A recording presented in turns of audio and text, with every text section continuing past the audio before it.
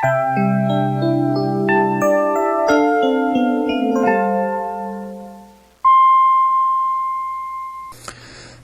학생 여러분, 지난주에 이어서 오늘도 성공적인 소그룹 만들기 강의를 시작하도록 하겠습니다.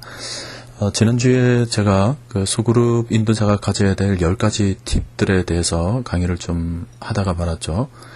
잠깐 지난주에 나눴던 내용들을 다시 한번 잠깐 보고 그리고 그 다음 내용으로 이어가도록 하겠습니다. 우선 첫 번째로 성공적인 소그룹을 만들기 위해서는 말씀을 내세우라 라고 얘기를 했습니다. 이 사역의 주체는 하나님이시고 또 하나님께서 말씀하신 것들이 실제로 소그룹 속에서 소그룹 구성원들의 삶 속에서 이루어져야 되기 때문에 소그룹을 인도함에 있어서도 철저히 말씀을 내세워야 된다라고 말씀을 드렸습니다. 우리가 그 소그룹 하다 보면 소그룹 교재 속에서 이제 성경 말씀이 그 옆에 이렇게 가로해가지고 찾아볼 수 있도록 나오는 교재들이 많지 않습니까? 근데 대부분 보면 이제 소그룹을 인도하면서 그 말씀 찾기를 좀 생략하는 사람들이 있어요. 근데 소그룹에서는 그렇게 하시면 안 됩니다. 소그룹은 어떤 문제를 풀고 거기 나와 있는 어떤 예화적인 글을 읽고 뭐 그것을 지내는 어떤 진도 수준이 아니라 그 문제와 관련된 성경 말씀을 직접 찾아보고 그 말씀이 어떻게 우리의 삶에서 체득화되고 적용되어져야 하는가를 나누는 것이 소그룹이거든요. 그러므로 여러분들이 소그룹을 인도함에 있어서 성경 구절이 나와 있어서 그것을 좀 찾아봐야 되는 그런 상황이라면 그 어느 것보다도 말씀을 찾아보는 그 일을 가장 우선적으로 두고 그 말씀을 찾고 그 말씀을 관찰하고 그리고 묵상하고 해석해서 그 말씀을 적용하는 단계까지 여러분께서 철저하게 말씀을 내세우는 그런 소그룹을 인도할 수 있기를 바랍니다. 그 다음 두 번째는 확신을 가지라 그랬습니다. 확신, 이게 중요하죠. 자기 자신에 대한 확신도 필요하고 또 하나님의 도우심에 대한 확신도 가져야 될 필요가 있습니다. 그럼 이제 소그룹을 인도함에 있어서 하나님께서 이 소그룹 속에서 역사하신다라는 하나님의 주체됨을 또 우리가 확신을 해야 되고 그리고 이 소그룹을 인도함에 있어서 하나님께서 나에게 이 소그룹 리더를 맡기셨다라는 부분에 대해서도 철저하게 확신이 필요합니다. 간혹 보면 이제 제자훈련도 그렇고 소그룹을 좀 하다 보면 뭐 그렇게 발전적인 소그룹을 보지 못할 경우에 이 소그룹은 뭐 나에게 안 맞는 것 같다. 나는 소그룹의 리더로서 자격이 없는 것 같다. 뭐 이렇게 자괴감에 좀 빠질 때도 있습니다. 그럼 여러분들이 꼭 기억해야 될 것은 소그룹 리더도 그렇고 뭐 모든 목양의 모든 리더십도 마찬가지겠지만 그 리더십을 세우기까지 하나님께서 철저히 우리에게 위임하셨고 또 소명을 주셨다라는 사실에 대해서 여러분들이 꼭 자기 확신을 가져야 될 필요가 있습니다. 지금도 마찬가지예요. 여러분들이 이 선지동산에 오게 된 모든 걸음걸음거리가 하나님의 인도하심이라는 그런 확신이 절대적으로 필요하죠. 그런 확신을 토대로 모든 일에 또 자기 자신 혹은 구성원들에 대해서 그런 확신을 리더십으로 보여줄 때 좋은 인도자가 될 수 있고 좋은 소그룹이 될 수가 있습니다. 자, 세 번째는 준비하고 또 준비하라 라고 그랬죠. 환경을 준비하고 또 모든 것을 기획하고 또 평가하는 그런 수고로움을 여러분께서 가지셔야 됩니다. 준비하라라고 그랬을 때 이것은 모든 상황을 미리 예측하는 측면이 필요하죠. 이제 뭐 가정의 집 분위기라든지 공간의 뭐 문제, 또 온도의 문제, 주변에 뭐 산만한 환경이 되지 않도록 이런 것들이 철저하게 점검이 돼야 되죠. 요즘은 그 가정에서 소그룹을 인도하는 경우가 좀 과거에 비해서는 좀 드물기 때문에 그렇게 세심한 배려나 세심한 주의가 필요하지 않을 수도 있는데 그렇다 하더라도 여러분은 원칙적으로 이제 교회에서 이제 소그룹을 한다 하더라도 교회의 소그룹 분위기가 적합한가에 대해서 긴밀하게 좀 여러분들이 미리 생각하고 준비할 필요가 있습니다. 간혹 보면 이제 그 분반 공부를 인도를 하는데 전체 학생들이 한 그 예배당 안에서 소그룹을 이렇게 나눠가지고 이렇게 분방 공부를 하지 않습니까? 여러분들이 그럴 때에도 교사의 위치, 그 리더의 위치가 어디에 있어야 하는가가 중요하죠. 그래서 구성원들을 앉혀놓고 리더가 서 있는 자리에서 이제 리더가 벽을 바라보는 그런 위치로 서 있어서 소그룹 구성원들이 어떤 소리적인 측면에서 산만하지 않도록 만드는데, 이건 제가 지금 비대면 상황에서 이제 음성으로만 들려졌기 때문에 정확하게 어떤 상황인지를 제가 설명하기는 좀 어렵습니다. 어쨌든 리더의 위치 하나까지도 철저하게 준비하고 또 준비하는 것이 필요하다는 것을 여러분들에게 좀 말씀을 드리고 싶습니다. 그다음에 네 번째로 이제 또 성공적인 소그룹을 위해서 필요한 것은 잘 보라, 살피는 눈. 어떻게 보면 이건 세심한 관심이라고 말씀을 드리고 싶습니다. 세심한 관심.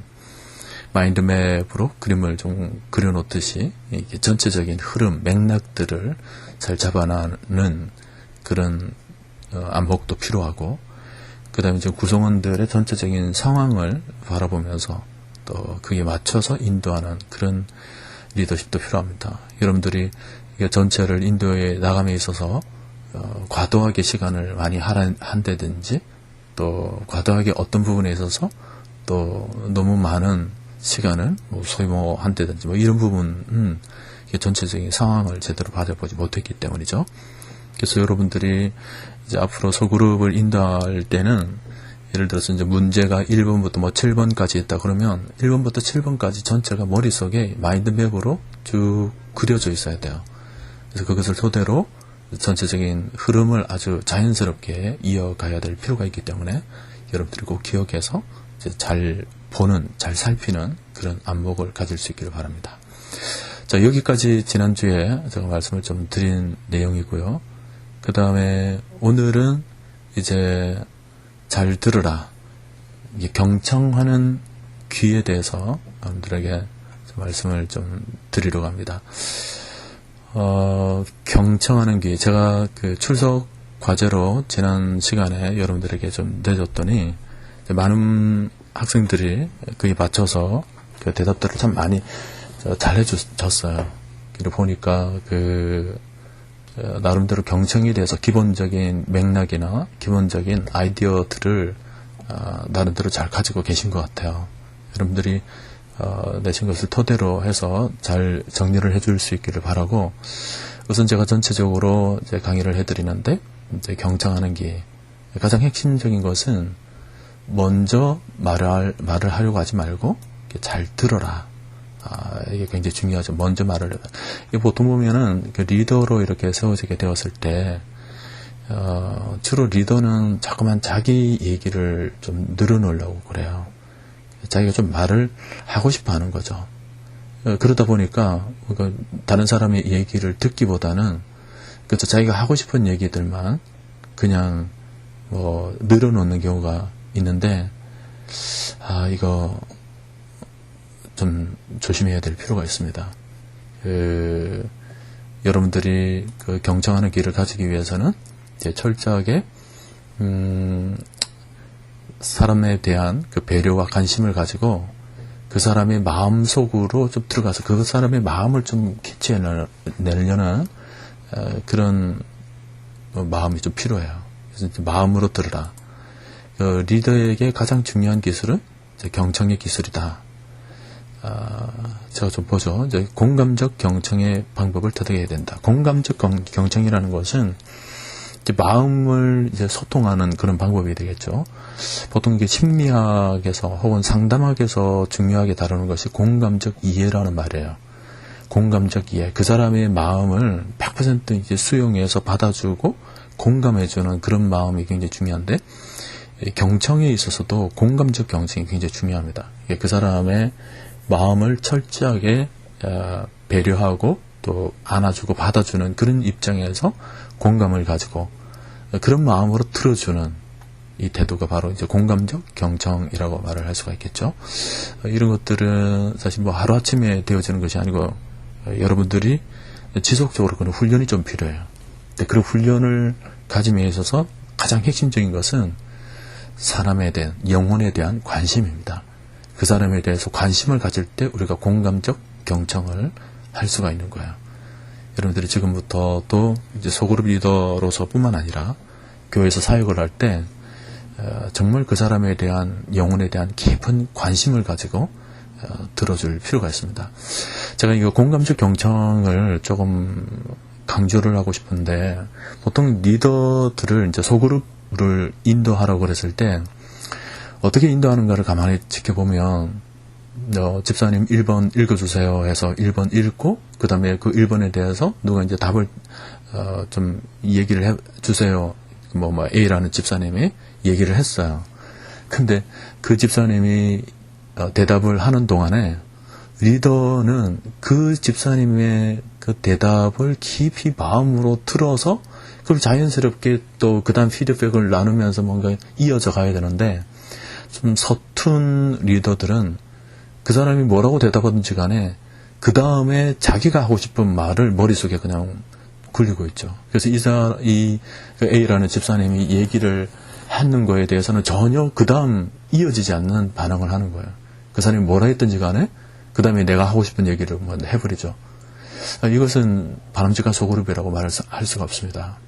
소그룹이 자연스럽게 되기 위해서는 질문을 던지고 A라는 집사님이 대답을 하고, 그 대답을 할 때 공감하면서 공감적 이해가 될 수 있도록 경청을 해줘야 돼요.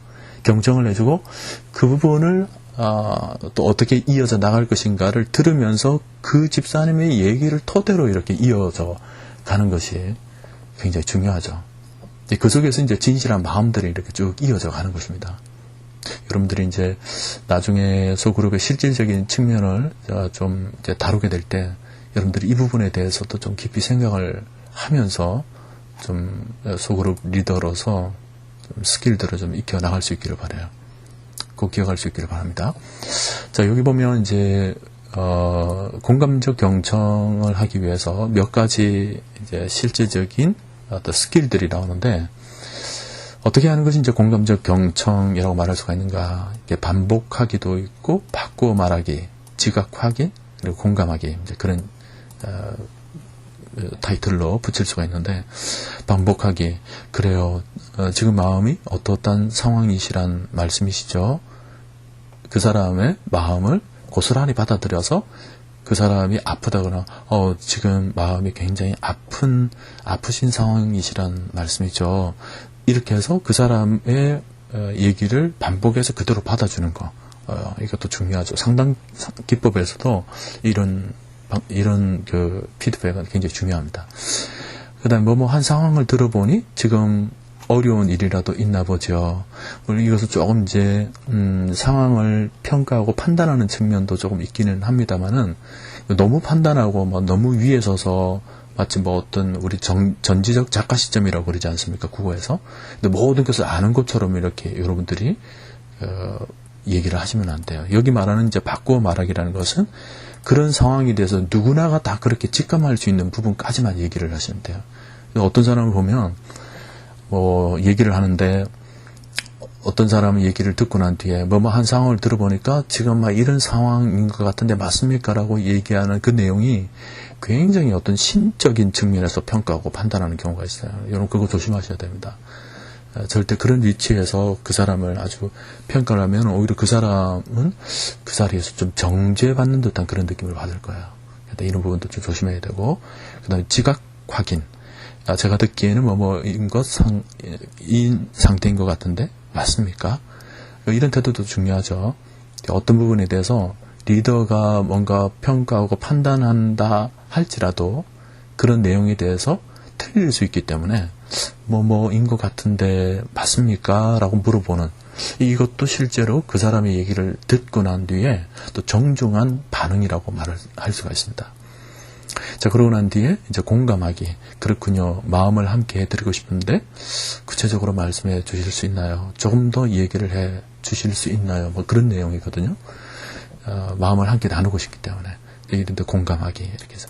자, 여기서 이제 반복하기, 바꿔 말하기, 지각 확인, 공감하기. 이런 기법들이 다 공감적 경청을 위한, 공감적 이해를 만드는 방법이라는 것도 아시고, 그 외에 뭐 다른 방법들이 많지만 차츰차츰 얘기를 나눌 수 있기를 바랍니다. 자, 그 다음에 이제 잘 들으라라고 했을 때 첫 번째는 이제 마음으로 들으라라고 했지 않습니까? 근데 이제 두 번째는 이제 눈으로 들으라라는 거예요. 눈으로 들어라. 이게 무슨 말이냐면, 우리가 보통 어떤 사람이 얘기를 할 때 그 사람의 얘기를 이제 경청한다라는 것을 실제로 뭔가 모종의 비언어적인 제스처가 필요한 거예요. 제스처가. 그걸 이제 나중에 보면 그 비언어적인 측면에서의 어떤 행동으로 그 고개를 끄덕끄덕 그리는 사람이 보통 있지 않습니까? 여러분들도 이제 설교를 할 때 성도들이 앉아서 아멘으로 반응하는 것도 있지만 그냥 고개만 끄덕끄덕 그려줘도 이제 굉장하게 이제 듣고 있다라는 그런 비언어적인 의사소통이 되지 않습니까? 리더도 그 소그룹을 인도할 때 어떤 분이 자신의 마음을 이렇게 나눌 때 리더는 그분에게 이제 눈을 맞춰주는 것이 필요하죠. 여기 보면 제가 그 능동적, 적극적 경청하라고 그랬을 때 첫 번째가 뭐죠? 눈을 보며 말하라. 이제 아이 컨택이 있어야 됩니다. 아까 말씀드린 것처럼 그 사람이 얘기하고 있을 때 내가 이제 그 다음은 어떻게 인도할까 해가지고 뭐 교재를 본다든지 딴 걸 뭐 한다든지 이런 것들은 조금 좀 지양해야 될 그런 모습이에요. 아이 컨택을 해줘야 됩니다. 그리고 그 사람이 좀 편안하게 얘기를 할 수 있도록 미소를 지으면서, 살짝 미소를 지으면서 들을 필요가 있어요. 물론 미소가 적합해야 되겠죠. 어떤 사람이 굉장히 심각하게 뭐 죄를 고백한다든지 아주 심각하게 슬픈 얘기를 하고 있는데 그 순간조차도 뭐 미소를 지으면서 들을 필요는 없겠죠. 일반적으로 좀 분위기 자체가 좀 편안하게 될 수 있도록 만드는 그런 것이 필요하고, 그 다음에 느긋하고 여유 있는 자세를 가져야 된다. 리더가 너무 조급하게 뭐 이렇게 인도를 하거나 또 이끌어 나가게 될 때 소그룹 전체가 그렇게 조급해지게 됩니다. 여러분들도 이제 여러분들의 성향이라는 것이 있지 않습니까? 어떤 분들은 굉장히 성격이 좀 급하신 분들이 있어요. 성격이 급하다 보니까 이제 말하는 것도 굉장히 급하게 말을 하고 또 뭔가를 하더라도 굉장히 급하게 처리하고 이러는데 그래서 그것이 반드시 나쁜 것은 아니에요. 어떤 경우에는 하나님께서 그런 부분을 아주 열정적으로 바라보시고 사용하실 때가 있습니다. 다만 소그룹을 인도할 때는 여러분들이 너무 조급한 모습을 보이게 될 때 소그룹 안에서 이제 마음 나누기가 굉장히 어렵게 되는 거예요. 마음을 나누기 위해서는 좀 편안한 그런 분위기가 되어야 되는데 여러분들이 너무 조급하게 굴어서는 안 되겠죠. 그래서 느긋하고 여유 있는 자세를 가질 수 있도록 하고요. 그 다음에 말하는 사람을 향해서 다가앉고 고개를 끄덕임으로 당신이 듣고 있으면 보여주라. 이걸 뭐 아까 얘기를 했던 그런 내용의 반복이고, 그 다음에 5번에 이제 살짝 메모를 해보라. 여러분들이 소그룹을 인도할 때 별도의 그 엑스트라 종이를 좀 갖다 놓을 필요가 있어요. 그래서 어떤 분이 얘기를 할 때 모든 것을 막 기록하는 그런 수준이 아니라 살짝 그분이 얘기를 했던 핵심적인 단어만 살짝 적어주는 제스처를 보여줘도 그것도 굉장히 중요한 경청의 한 모습입니다. 왜냐하면 이제 자기의 얘기를 아주 귀담아 들으면서 핵심적인 내용을 이렇게 추려서 듣고 있다는 측면에 있어서도 이제 경청의 한 모습이 될 수 있기 때문이죠. 자, 이 정도 이제 능동적이고 적극적인 경청에 대해서 얘기했는데, 살짝 앞에 보면 이제 인도자가 피해야 될 8가지 언어 방식이 있죠. 이 부분도 여러분 꼭 익혀 나갈 수 있기를 바랍니다. 인도자가 피해야 될 8가지 언어 방식이 뭐냐면, 그러면 안 됐죠. 이렇게 아주 평가를 해버리는 거예요. 아주 즉결 심판을 해버리는 거예요. 여러분 이거 조심하셔야 됩니다. 여러분 소그룹을 인도할 때, 집사님 그러면 안 되죠. 이런 말을 하시면 절대 안 돼요. 만약에 그런 말을 하게 되면 이제 소그룹 구성원들은 안 되는 얘기를 내가 했구나. 그 다음번에는 너무 조심하게 돼요. 안 되는 말, 그러면 안 되는 말들을 하게 될 것 같아서 이제 조금 자리가 좀 부자연스럽게 되죠. 그래서 이런 것들은 하지 말고, 그 다음에 이제 변명하기, 인도자 자신의 잘못을 솔직하게 인정하는 태도가 필요한데 이제 변명하는 거 이런 모습도 좀 조심해야 되고, 명령하기, 강압적으로 이제 이렇게 지시하거나 하는 모습도 이제 명령하기도 조심해야 되고, 그다음 챙피 주기.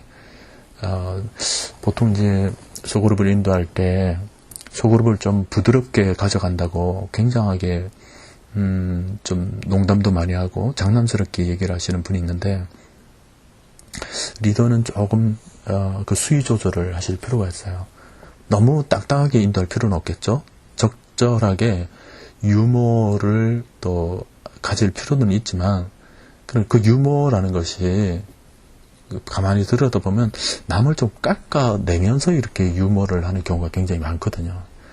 좀 수준이 떨어지는 그런 유머라고 볼 수가 있는데, 그런 유머는 다른 사람에게 창피감을 줄 수가 있습니다. 그래서 여러분들이 그런 부분에 대해서도 좀 조심하셔야 되고, 그 다음에 설교하기. 이 부분도 제가 정말 얘기를 하고 싶은데, 이 소그룹 인도를 하라 그랬을 때, 나중에 우리가 뭐 소그룹 인도를 이렇게 실습을 할 시간이 가지게 될지는 모르겠는데, 제가 시켜보면 10분 중에 한 7, 8분은 이제 구성원들을 앉혀놓고 인도자가 그냥 막 설교를 해요. 예를 들면 1시간이면 그 뭐 4, 50분을 막 인도자가 다 얘기를 해요. 거의 설교도 하고 막. 여러분, 그것은 소그룹이 아닙니다. 제가 강의 초대에 그렇게 얘기를 했죠. 그런 경우에는 그냥 대그룹으로 인도하는 것이 좋아요. 훨씬 더 많은 사람들에게 효과적으로 인도할 수 있어요. 소그룹으로 모인 이유가 뭐냐 그랬을 때, 삶을 나누기 위해서거든요. 삶을 건드려주고 나누고, 그 속에서 터치가 이루어지고, 그 속에서 카타르시스가 이루어져서 정말 자기 자신의 삶을 적극적으로 변화시키고자 하는 그런 의지를 고취시키는 것이 소그룹의 목표인데, 저렇게 이제 설교를 하는 방식, 이거 정말 조심하셔야 됩니다. 그 다음에 건네 짚기. 마치 인도자가 다 안다는 식으로 그렇게 얘기를 해서는 안 되죠. 아까 제가 얘기했던 그 전지적 작가 시점에 들어가서 마치 인도자가 아주 거룩한 성령의 눈을 가지고 있는 것처럼, 그래서 이제 구성원들은 모두가 다 마음을 다 꿰뚫고 있는 것처럼 그렇게 얘기해서는 안 됩니다. 또 중간에서 말 끊기. 이것은 어떤 분이 막 얘기를 하는데 중간에 막 이렇게 기분 나쁘게 이제 말을 끊어버리는 거, 이게 좀 조심하셔야 되겠죠. 물론 어떤 분 같은 경우에는 뭐 3분이 지나고 5분이 지나고 막 10분이 될 때까지 대화를 독점하는 분이 있어요. 그러니까 이제 다음 시간에 이런 부분을 다시 다루게 될 텐데, 이제 소그룹을 인도하면서 생겨나는 여러 가지 문제점들에 대해서 이제 다루게 될 때, 그 중에 한 가지가 이제 과도하게 자기의 수다를 늘어놓으시는 분이 있는데, 그런 분이 있다 할지라도 이제 중간에서 말을 끊어야 될 필요성이 있을 때 좀 기분 나쁘지 않게 끊어야 될 필요가 있겠죠. 어떻게 하는 것이 좋을까요, 여러분? 어떻게 하는 것이 수다쟁이를 말을 좀 잘 끊을 수 있을까? 제가 이곳 오늘 출석 과제를 좀 낼까 합니다. 말을 많이 하는 구성원에게 어떻게 말을 지혜롭게 끊는 것이 좋을지를 여러분 잘 생각하셔서 여러분들이 생각하는 방법을 출석 퀴즈의 답으로 써주시길 바랍니다. 이건 뭐 여러분들의 생각에 뭐 답이 정확하게 있다라기보다는 여러분들의 지혜를 한번 모아보시길 바랍니다. 어떻게 하는 것이 말을 많이 혼자서 대화를 독점하는 사람의 말을 지혜롭게 잘 끊을 수 있을까? 그래서 여러분들의 생각에서 출석 퀴즈의 답으로 기록해 줄 수 있기를 바랍니다. 지혜로운 중간에 말 끊기가 되겠죠. 기억해서 여러분 해주시고, 자, 그 다음에 이제 빙빙 돌려서 말하기. 인도자가 뭐 이 말했다가 저 말했다 하면 안 되겠죠. 일관성 있게 인도를 할 필요가 있습니다. 자, 인도자가 피해야 될 8가지 언어 방식. 자, 이 모든 것들이 다 여러분들이 이제 소그룹 리더로서 가져야 될 아주 중요한 스킬들이니까 꼭 익힐 수 있기를 바랍니다. 자, 그 다음에 3번에 보면 자신이 그 다음에 할 말을 모두 내려놓고 들으라. 이거 제가 아까 말씀을 드린 거예요. 누군가 얘기를 할 때 자기가 하고 싶은 말을 좀 내려놓고 얘기를 들으세요. 상대방의 말에 성급하게 대응하지도 말고, 간혹 이제 어떤 분이 좀 얘기를 한 부분에 대해서 여러분들이 좀 대답을 하고 싶은데, 섣불리 여러분 대답하지 마시고, 이 부분에 대해서 다른 분들은 어떻게 생각하십니까? 라고 해서 다른 분들이 좀 얘기를 할 수 있는 시간을 줘서 여러분들이 그 사이에 여러분들의 생각을 좀 정리할 수 있는 시간을 좀 보는 것도 필요하고요. 또 대답하기 또 어려운, 난해한 그런 질문들에 대해서, 이 부분에 대해서는 제가 조금 더 기도해보고, 다음 시간에 제가 좀 나눔을 가질 수 있었으면 좋겠습니다. 이렇게 해서 여러분들이 좀 지혜롭게 그렇게 대처해 나가는 것이 좀 필요합니다. 경청할 때는 판단하거나 조언하려고 하지 말고 상대방의 말에 있는 그대로 집중하고 인정해 줘야 된다라는 이런 내용까지. 자, 경청에 대해서 얘기를 좀 드렸는데, 여러분들이 뭐 경청과 관련해 가지고 여러 가지 자료들을 찾아보면 이것 말고 아주 많은 부분에 있어서 자료들이 있습니다.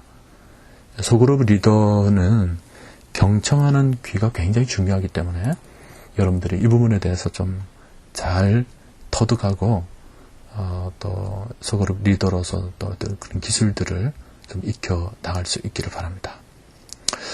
자, 잠깐 쉬었다가 그 다음 주제들을 좀 다루도록 하겠습니다. 잠깐 쉬도록 하죠.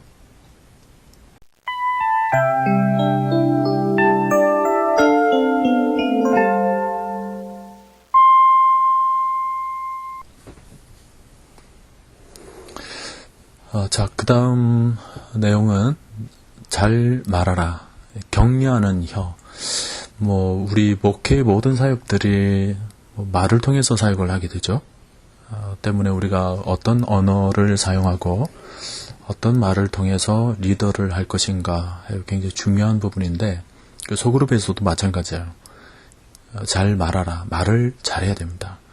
제가 격려하는 혀라고 그랬는데, 우선 기본적으로 여러분들의 모든 언어 속에는 소그룹 구성원들을 좀 격려하는 그런 말의 내용들을 가지고 있을 필요가 있어요. 그리고 보통 상담하는 분들을 가만히 들여다보면 내담자에게 좀 격려하는 그런 피드백을, 반응을 보일 때가 많습니다.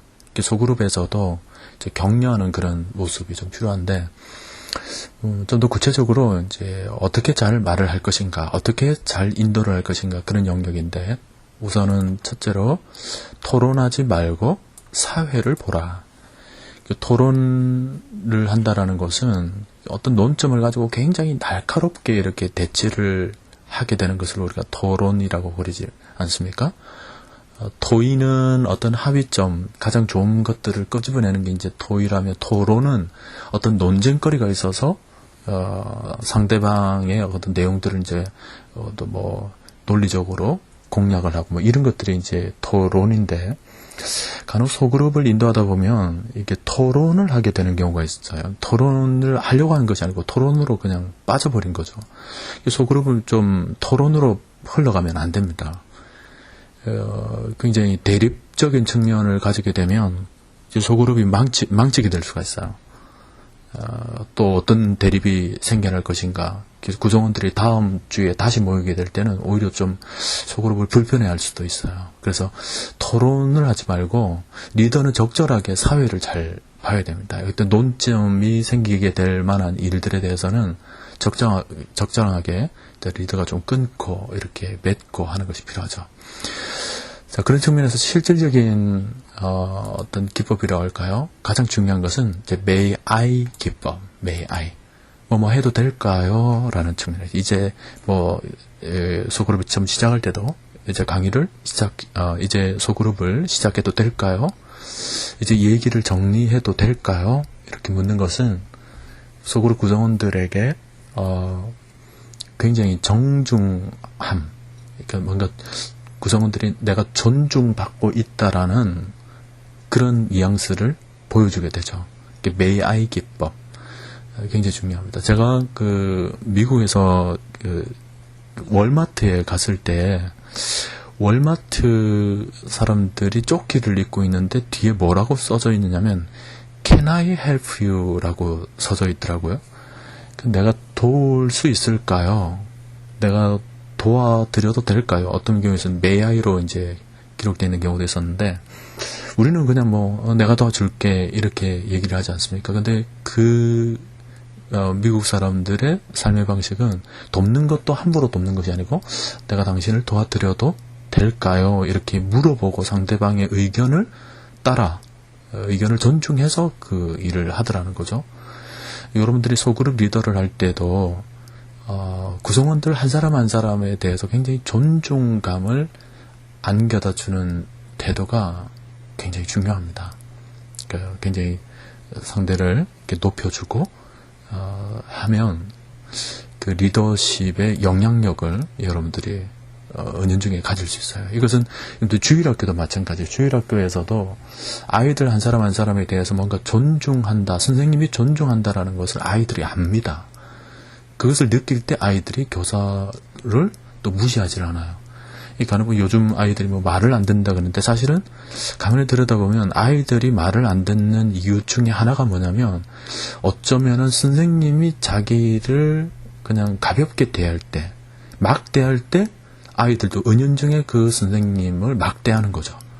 그 말을 조용히 해라 해도 그냥 막대하는 거예요. 내 마음대로 하는 거죠. 왜냐하면 선생님이 자기를 또 막대하니까. 근데 어떤 경우를 보면 선생님이 굉장히 존중해주는 그런 하면 아이들이 예의라는 것이 뭔지를 몸으로 그냥 느끼게 돼요.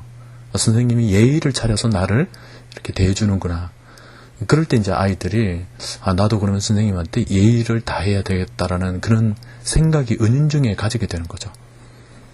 어쨌든 may I 속에는 그러한 상대방에 대한 존중과 신뢰의 마음이 고스란히 담겨져 있다는 것을 알고, 여러분들이 좀 이것을 많이 사용할 수 있기를 바라고, 그 다음에 또 무엇이 그렇게 하도록 만들었나 그랬을 때 이게 굉장히 중요한 부분입니다. 왜 그럴까요? 라고 얘기를 할 때보다 무엇이 그렇게 만들었을까요? 라고 말을 하는 것이 구체적인 대답을 이끌어낼 수가 있습니다. 예를 들어서 요즘 현대인들은 왜 전도를 하지 않을까요? 라는 질문보다는 요즘 현대인들에게 있어서 무엇이 전도를 방해하도록 할까요? 방해하고 있을까요? 이렇게 질문을 던지면 이 무엇이라는 것에 있어서 좀 더 구체적으로 얘기를 할 수가 있어요. 여러분들도 한번 생각해 보세요. 왜라는 말을 하면 왜라는 말 속에는 왠지 굉장히 고차원적인 사고가 좀 필요하죠. 왜 그러면? 근데 무엇이 그러면은 그 무엇이라는 구체적인 어떤 사물이나 구체적인 핵심 단어만 머릿속에 떠올리면 돼요. 그렇기 때문에 훨씬 대답하기가 쉽습니다. 여러분들이 이제 소그룹을 인도하면서 소그룹 질문을 할 때 왜 그럴까요? 라기보다 무엇이 이렇게 만들고 있을까요? 라는 질문으로 조금 바꿔서 질문을 이제 던지면 훨씬 구성원들이 대답하기가 좀 쉬워진다라는 것도 좀 아시기를 바라고요. 그 다음에 여기 보면 여기에 더 추가하고 싶은 말씀이 있나요? 그랬죠? 추가하고 싶은 말씀. 이거는 이제 소그룹을 인도하면서 어떤 사람이 어떤 자기의 의견이나 자기의 생각을 얘기를 하고, 그리고 또 그 옆에 있는 사람한테 또 부탁을 했더니 그 옆에 있는 사람 얘기를 했어요. 근데 전체적으로 좀 정리를 하고 싶은데 정리하기 전에 던지는 말이, 자, 여기까지 얘기를 하셨는데 혹시 마지막으로 혹시 더 추가하고 싶으신 분이 있습니까? 라고 이제 물을 때 이런 표현들을 쓰게 되죠. 좀 더 구체적으로 말씀해 주실래요? 라는 말보다는 그 말에 더 추가하고 싶은 말이 있으세요? 여러분, 이 대상이 바뀌었다라는 것이 느껴지십니까? 그러니까 여기 좀 더 구체적으로 말씀해 주실래요? 이러면 지금 말을 하고 있는 그 사람에게 다시 재질문을 하는 거죠. 좀 더 구체적으로 말을 하고.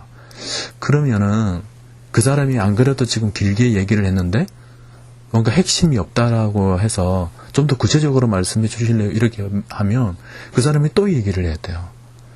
근데 그것보다는 그 사람이 얘기를 하고 난 뒤에 뭔가 횡설수설했다라고 생각이 졌을 때 그 사람에게 마이크를 주는 것이 아니라 우리 집사님이 얘기를 해주셨는데 혹시 우리 집사님의 말에 더 추가하고 싶은 분이 있나요? 그래서 다른 사람이 좀 추가를 해주거나 요약을 해주거나 또 적절하게 정리를 해주는 그런 것을 좀 토수할 필요가 있죠. 이런 것들도 소그룹을 인도하는 하나의 기술이라고 말을 할 수가 있습니다. 좀 잘 말하라를 얘기를 하면서 지금 몇 가지 것들을 제가 얘기를 하고 있습니다. 여러분들이 소그룹을 인도함에 있어서 성공적인 소그룹을 위해서 중요한 기법들이니까 꼭 익힐 수 있기를 바라고, 그 다음에 여기 보면 대답을 하지 말고 질문을 던져라. 질문을 통해서 구성원들 스스로에게 말하게 하라. 제가 앞서서 제 아침마당을 인도하는 그 리더들, 그 사회자들을 가만히 보면 그 시청자들이 알고 싶어하는 내용을 미리 발췌를 해내서 그런 내용들을 참석한 그 함성에게 이렇게 얘기를 던지죠. 그 질문을 막 던지면서 자기의 내용들을 좀 이끌어내는 그런 것을 봅니다. 그러니까 질문을 통하여서 구성원들 스스로 말하게 해서 그런 좀 궁금한 것들을 스스로 할 수 있도록 이렇게 만드는 것이 굉장히 또 중요한 스킬이니까 여러분들도 이것 좀 기억할 수 있기를 바라고, 조금 어려운 질문을 하게 될 때는 주관식보다는 이제 객관식으로 바꾸어서 하는 것이 필요한데, 이것도 참 중요한 내용이에요. 주관식을 객관식으로 바꾸는 거. 자, 우리가 전도를 안 하고, 현대인들이 안 하고 있는 이유가 대충 보면 대충 알아봤을 때, 첫째는 전도하는 게 쑥스러워서, 또 둘째는 또 믿음이 부족해서, 또 어떤 때는 시간이 없어서, 또 어떤 분들은 어떤 전도하는 방법을 몰라서, 또 어떤 분들은 전도할 대상이 없어서, 이렇게 여러 가지 것들이 있어요. 자, 여기에 대해서 김 집사님은 이 중에서 어떤 것에 해당되죠? 이건 지금 제가 여러 가지 주관식으로 내면 이 중에서 막 생각을 해야 되는데, 객관식으로 제가 몇 가지를 그냥 툭툭툭툭 던졌잖아요. 1번, 2번, 3번, 4번, 5번 손가락을 이렇게 짚어가면서 이렇게 던지게 되면 평소에 이제 말을 잘 안 하시는 분이 그 중에서 고르면 되잖아요. 그러니까 객관식으로 되거든요. 훨씬 대답하기가 쉽다고요. 그러니까 어려운 질문들에 대해서는 여러분들이 사전에 이제 옆에 주관식을 객관식으로 이러이러한 것들을 미리 사전에 조금 이렇게 추려가지고 그걸 예시로 이제 던지면서 여러분들은 몇 번이냐, 자 1번에 해당되시는 분들은 한번 손들어 보시라, 2번에 해당되시는 분 손들어 보시라, 이렇게 해서 적당하게 자기 선택을 하고 난 뒤에 이렇게 소그룹을 진행해 나가면 훨씬 대답하기가 쉬워요. 훨씬 나눔이 자연스럽게 되죠. 미리 그 답을 얘기를 해서 그 속에서 이제 선택해서 자기 생각을 덧붙이면 되는 거니까. 이런 것들도 아주 중요한 소그룹의 스킬이라는 것을 여러분들 아시고요. 그 다음에 여기 보면 이제 가능한 개방적인 질문을 하라가 그랬습니다. 개방적인 질문. 질문에도 두 가지 종류가 있는데, 폐쇄형 질문이 있고 개방형 질문이 있어요. 폐쇄형 질문이라는 것은 대답이 yes or no로 대답하는 거예요. 하나님은 당신을 사랑하는가? 예, 그렇습니다. 이건 굉장히 yes 아니면 no 둘 중에 하나죠. 이거는 폐쇄적인 질문입니다. 이에 반해서 개방적인 질문은 당신은 어떻게 하나님의 사랑을 경험하였습니까? 라고 물어보면 이 어떻게라는 대답이 아주 다양하게 얘기를 나눌 수가 있겠죠. 그래서 이런 질문들을 우리가 개방형 질문이라고 하는데, 가능한 개방적인 질문을 하도록 하라. 제가 그렇게 했는데, 그렇다 할지라도 폐쇄형 질문이 필요 없는 것은 않네요. 여러분들이 나중에 폐쇄형 질문 같은 경우에는 언제 쓰게 되냐면, 소그룹을 이제 시작할 때와 마무리를 할 때는 폐쇄형 질문이 필요합니다. 처음부터 소그룹을 시작할 때부터 개방형 질문을 하게 되면 이건 어떻게 그러는가, 이렇게 너무나도 다양한 얘기들을 할 수 있는 질문을 던지게 되면 첫 질문부터 너무 많은 얘기들을 꼬집어내게 돼요. 그럼 배가 산으로 갈 수가 있습니다. 그래서 처음에는 단답형으로 폐쇄적인 질문을 던져서 뭔가 소그룹의 인도의 방향을, 맥을 시작할 때는 좀 이렇게 탁탁탁 잡으면서 한 줄기로 이렇게 몰아서 가고, 그 다음에 적용하고 그 내용을 좀 결단하는 그런 부분에 있어서 이제 개방형 질문을 던져서 구성원들이 아주 풍성한 생각들을 나눌 수 있도록 만드는 게 필요하죠. 그리고는 마무리로 이제 정리를 할 때는 다시 폐쇄적인 질문을 던져서 이제 마무리가 될 수 있도록, 깔때기로 한다면 딱 모아질 수 있도록 그렇게 만드는 것이 필요하죠. 그러니까 폐쇄형 질문도 필요한 거고 개방형 질문도 필요합니다. 근데 소그룹 속에서는 가능한 개방형 질문을 많이 하라는 것은 풍성한 나눔이 있어야 되기 때문에 개방형 질문을 좀 많이 하라라는 그런 말씀을 여러분들에게 드린 겁니다. 자, 구성원들이 틀린 대답을 할 경우에는 어떡할까? 그랬을 때 사실은 소그룹 내에서는 틀린 대답이라는 것이 사실 없어요. 모든 대답이 자기에게 맞는 대답입니다. 근데 소그룹을 전체적으로 인도에 나가는 맥에 있어서는 조금 엇나간 그런 내용들이 좀 있을 수 있겠죠. 그런 부분에 대해서는 이런 식으로 좀 이끌어갈 필요가 있어요. 다른 견해를 가지고 있거나 여기에 더 첨가할 게 있는 분이 있습니까? 그러면 이제 다른 견해를 가지고 있는 분이 얘기를 하면 자연스럽게 이제 대조가 되어서 어떤 것들이 더 적합한가가 조금 드러나게 되겠죠. 그러다 하더라도 틀린 대답, 이렇게 조금 벗어난 대답을 한 분이 좀 쑥스러우지 않도록 적절하게 이렇게 융합해서 인도할 필요가 있는 거죠. 그것은 여러분들의 스킬에 마음, 배려에 해당됩니다. 자, 틀린 대답을 한 경우에도 다음에 만회할 기회를 줘라. 자, 어떤 집사님에게 뭔가 했는데 엉뚱한 대답을 했어요. 근데 이제 그분 말고 또 다른 분들에게 이렇게 얘기를 해서 그 질문에 대해서 벗어났는데, 벗어났다 할지라도 그 틀린 엉뚱한 대답을 한 그분은 내내 이제 그것이 머릿속에 잔상으로 남는 거죠. 아, 내가 틀린 대답을 했다라는 것 때문에 좀 쑥스럽기도 하고 미안하기도 하고 또 주제에 벗어난 얘기를 해서 좀 그런 마음을 좀 가질 수 있어요. 그럴 때는 이내 만회를 할 수 있는 질문을 좀 던지는데 그 질문은 좀 쉽게 아까 얘기했던 단답형이라든지 또 쉽게 이렇게 대답할 수 있는 것들로 해서 빨리 소그룹 속에 마음을 모아가는 그런 것들이 필요합니다. 자, 그 다음에 이제 삶을 다루라. 그래서 이제 삶을 다루라. 교제에 치중하지 말고 구성원들의 삶에 치중을 해라. 교제를 다룬다는 것은 어떤 성경 말씀을 다룸에 있어서는 굉장히 유익해요. 근데 어떤 분들을 보면 교제를 다룬다라고 해서 굉장히 교제만 막 달달 볶고 교제를 어떻게 진도를 빼는 수준으로만 하는데 그것은 바람직하지가 못합니다. 여러분들이 삶을 다루는 것이 소그룹이다라는 것을 꼭 명심할 필요가 있어요. 정말 그런가?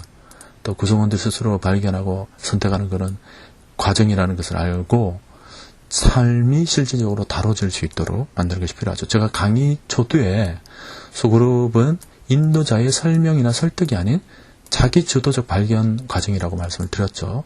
삶을 변화시키기 위해서는 가능한 스스로 자기의 삶을 발견해 나가는 과정이 필요하다라고 말씀을 드렸어요. 이런 부분도 여러분 꼭 기억하시고, 따라서 소그룹은 가르치려고 하거나 설득하려고 해서는 안 된다. 꼭 기억할 수 있기를 바랍니다. 설득하지 말고 스스로가 발견해 나갈 수 있도록. 그 다음에 기납적으로 인도하라. 기납적이라는 것은 제가 강의 초두에 얘기를 한 적이 있죠. 기납적. 구성원들 스스로가 참여하면서 문제를 풀어가는 방식. 이것도 삶을 다루기 위해서 아주 중요한 부분이라고 말할 수가 있습니다. 그 다음에 관심을 가지라. 아는 것만큼 가까워진다. 여러분들이 성도들을 아는 것만큼 가까워져요. 마찬가지로 구성원들도, 소그룹 구성원들에 대해서도 여러분들이 아는 것만큼 가까워집니다. 여기서 그랬죠. 관심이 감동을 만들어낸다. 여러분들이 얼마나 구성원들에게 관심을 가지는가에 따라서 그 감동의 질이 달라지는 것입니다.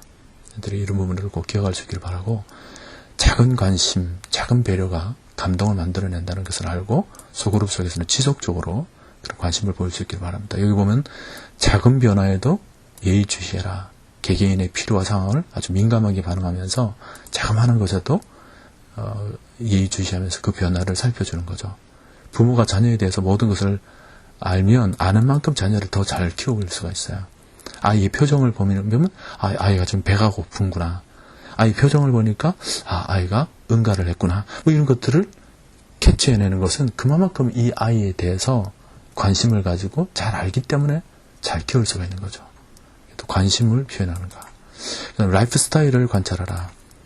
구성원들의 라이프 스타일이 있어요. 어떤 구성원들은 뭐 올빼미 체질이 있죠. 밤늦게 오히려 생생한 그런 분이 있고, 어떤 분은 아침에 생생한 분이 있고, 라이프 스타일이 다릅니다. 또 어떤 분들은 우리가 그런 거 있잖아요. 자기 기질 성향이라는 거 있잖아요. 굉장히 논리적인 것을 좋아하는 사람이 있고, 어떤 경우는 감성적인 것을 좋아하는 사람마다 다 자기 스타일이 있는데, 근데 그런 것들을 잘 캐치해내서 어떤 논리적인 측면을 좋아하는 분들에게는 논리적인 대답을 할 수 있도록 이렇게 좀 얘기를 하는 그런 부분도 좀 이끌어주고, 감성적인 부분에 대해서는 그분에게 또 감성적으로 이렇게 터치해주면 뭐라고 그럴까, 이거 소그룹 속에서 굉장히 시너지가 일어날 수가 있어요. 여러분들이 이제 오케스트라 지휘자가 각자 악기들이 가지고 있는 성향이나 특색들을 잘 살려서 전체 오케스트라의 곡이 만들어지듯이, 소그룹 속에서 각자가 가지고 있는 성향, 라이프 스타일, 어떤 캐릭터, 이런 것들을 아주 종합 예술과 같이 잘 다루게 되면 소그룹이 굉장히 재미있어지게 됩니다. 어떤 분들이 자기의 성향을 이렇게 드러내면서 모두 복합적으로 융합해서 아주 아름다운 하모니를 만들어갈 수가 있죠. 이런 부분에 있어서 여러분들의 라이프 스타일을 잘 관찰해서 그것을 적절히 소그룹 속에서 배치해 나가는 것도 아주 필요합니다. 그 다음에 소그룹 사역은 타이밍이다. 타이밍을 놓치면 안 됩니다. 어떤 문제가 있을 때 반드시 상담하고 신방해주고 전화해주는 것들이 필요하죠. 그때를 놓치고 그 다음에 오면 그때 내가 잊었다. 조금 어렵습니다. 네, 그때마다 여러분들이 꼭 상담을 해주는 그런 모습이 좀 필요하고, 구성원들 자체를 사랑하고 관심을 가져주는 그런 모습이 절대적으로 필요합니다. 근데 메모하는 것, 양육 파일, 제가 얘기를 했죠. 강의 초도에 양육 파일, 평가보다는 관심을 위한 거, 정신적, 육체적, 단계별 성장 상황이나 양육 프로그램, 이런 것들을 다 점검해 주는 것이 필요하고요. 자, 그 다음에 이제 칭찬하라. 진심으로 칭찬하는 것이 필요합니다. 소그룹 3개월까지는 웬만하면 다 격려만 해주는 것이 필요해요. 처음 시작하면서 집사님 왜 이랬나요? 왜 이렇게 잘못했나요? 라고 지적해 주시면 안 돼요. 한 3개월 정도는 웬만하면 다 격려해 주는 것이 필요해요. 왜냐하면 그때는 이제 관계가 형성이 되어야 되기 때문에. 칭찬하는 말보다는 칭찬의 마음이 전달하도록 하는 것도 필요합니다. 보통 이제 칭찬하라 그랬을 때는 말만, 김 집사님 대단하시네요, 이렇게 말만 던지는데, 마음이 잘 전달하도록 하는 것이 필요하죠. 여기 보면 여기 평가하는 칭찬 이런 것들이 있는데, 왜 마음이 와닿는 칭찬이 있잖아요. 보통 아이 메시지라고 그러는데, 제가 집사님의 이런 모습 보니까 제 마음이 굉장히 밝아지네요. 그 얘기를 들으니까 제가 흐뭇해지네요. 그게 아이 메시지거든요. 자기 중심 아이 메시지를 하면서 얘기를 해주는 것이 굉장히 마음이 잘 전달되는 칭찬의 방법이에요. 여러분들의 아이를 키울 때도 우리 민철이가 이런 것을 해주니까 아빠가 굉장히 마음이 뿌듯해지네, 이렇게 얘기를 해주는 것이 마음이 잘 전달되는 그런 칭찬의 방법이에요. 여러분들이 속으로 구성원들에게도 이렇게 칭찬을 할 때 그런 식으로 아이 메시지형 칭찬이 필요하고, 그 다음에 여기 보면 칭찬은 가능한 전체적으로 해주는 것이 좋다 그랬죠. 전체적으로. 이 말이 뭐냐면, 어떤 분이 어떤 잘하는 영역을 이제 발표를 했어요. 그랬을 때 소그룹 속에서는 김 집사님 얘기를 들으니까 김 집사님 대단하시네요, 우리 김 집사님 박수 한번 쳐줍시다, 이거 정말 조심하셔야 돼요. 그렇게 되면 김 집사님은 그 부분에 대해서 정말 잘하는 사람이 되고, 나머지 사람들은 못하는 사람이 되어버리죠. 그렇게 이질적으로 나눠버리면 이거는 바람직한 칭찬이 되지 않습니다. 김 집사님이 이런 부분에서 정말 잘하는 모습을 보여주셨네요. 혹시 김 집사님과 또 비슷한 그런 경험을 가지고 있는 분이 있나요? 그럼 옆에서 이제 박 집사님이 저도 그런 비슷한 경험이 있는데 이런 부분에서 저도 잘할 수 있었습니다. 그랬군요. 또 다른 분은요, 최 집사님이 이렇게 했는데 저도 이렇게 해서 이런 부분에 있어서 좀 좋았던 것 같아요, 라고 얘기를 해서 어떤 잘하는 영역들을 지금 보니까 이 집사님도 잘하셨고, 박 집사님도 잘하고, 최 집사님도 잘하셨고, 아마 보니까 이 자리에 계신 모든 분들도 얘기를 안 하신 분들도 계시지만 모두가 다 그런 부분이 있어서 아마 잘하고 계셨던 것 같아요. 여러분들 정말 대단하십니다. 이렇게 해서 모든 사람들이 다 칭찬을 받도록 해야 이 속으로 분위기가 살아나는 거예요. 근데 그렇지 않고 이 집사님이 좋은 얘기를 했다고 해서 이 집사님 정말 대단하시네요. 이렇게 얘기를 해버리면 다른 사람은 못하는 사람이 돼버리면 이건 굉장히 이질적이게 되는 거죠. 그래서 여러분들이 칭찬을 하더라도 가능한 전체적으로 모아서 이렇게 함께 칭찬을 해주는 것이 필요하죠. 반대로 못하는 것에 대해서 어떤 분이 자기 못하는 부분을 이제 자백했단 말이에요. 그것도 마찬가지예요. 아유, 박 집사님 그래가지고 되겠습니까? 이렇게 평가를 하면 안 돼요. 박 집사님이 어렵지만 자신의 부족함을 이렇게 좀 말씀을 하셨네요. 혹시 박 집사님처럼 이런 부분에서도 연약함을 가지고 계신 분이 또 있나요? 라고 얘기를 해서 그럼 또 옆에 계신 분이 저도 사실 이런 부분에서 좀 안 되는 것 같다. 또 옆에 계신 분들이 저도 마찬가지다. 이런 식으로 해서 우리 모두가 이런 부분에 있어서 연약한 모습을 가지고 있네요. 우리가 하나님 앞에 이런 부분을 좀 깊이 기도하면서 좀 하나님 앞에 도움을 얻도록 합시다. 이렇게 반응을 해야 전체가 살고 우리가 한 배 탔다고 그랬잖아요. 모두가 살고 모두가 또 회복되는 그런 은혜가 있어요. 여러분들이 꼭 기억할 수 있기를 바랍니다. 그 다음에 구체적으로 감사하라 그랬는데 감사하다 말만 하면 감사합니다 그렇게 하시면 안 돼요. 구체적으로 감사하라는 것은 여러분들이 아이를 키울 때도 우리 민숙이가 이런 부분을 해줬는데 우리 민숙이가 이렇게 엄마를 도와준 이것은 정말 잘한 거야. 이렇게 해서 잘한 그 한 가지를 얘기를 해야 되는 거지. 민숙이가 이렇게 하는 걸 보니까 우리 민숙이 최고 이런 식으로 전체를 얘기를 해버리면 민숙이는 자기가 하는 모든 일들이 다 최고라고 여겨질 수가 있죠. 이렇게 한 것은 정말 잘한 거야 라고 구체적으로 얘기를 해줄 필요가 있는 것처럼 속으로 구성원 속에서도 무조건 감사합니다 하지 말고 집사님이 이렇게 해주시니까 그 부분이 너무 제가 참 고마운 마음을 가지게 되네요. 이렇게 구체적으로 얘기하는 것이 좀 필요하죠.